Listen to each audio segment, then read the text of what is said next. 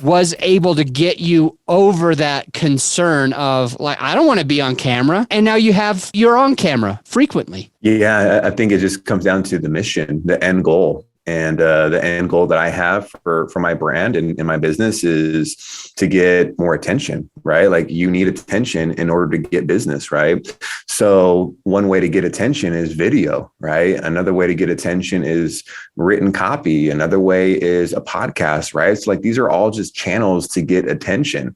And that's where the podcast comes into play.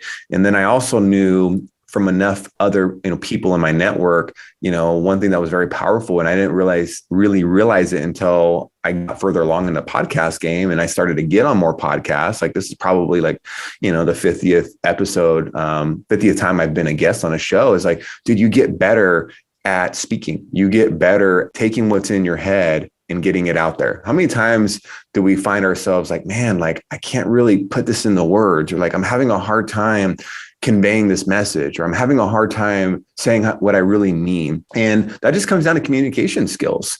And I know I'm a far better speaker and I can articulate my words way better today than 6 months ago. Right. And a big reason is because between all of the episodes I've been on and been a host of, like, probably over almost 100 episodes. Right. So like 100 times I've had to get on a mic and talk about myself or ask questions. So you just get past all that. And it's just like going to the gym, right? You just start putting in the reps and you just get better and stronger at it. Same thing on camera.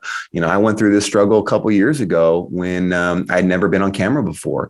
I've been a phone sales guy and for a long time, and I could do leadership meetings and company meetings and in person, no problem. Cool.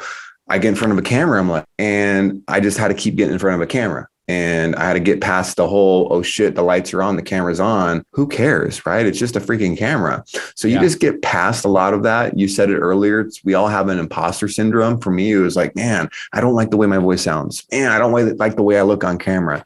But it's just like, dude, like get over it. Like your job isn't to critique how you look or how you sound. Your job is to impact other people. And if you focus more on other people and the message you're going to deliver and stop being selfish and worrying about you and how you sound and how you feel about the way you sound, then you'll start caring more about the other person. And that's what it's about. It's about how can you take your words and impact someone else and give that someone else a solution to their problems or a way to help them think a little bit differently to get a better result.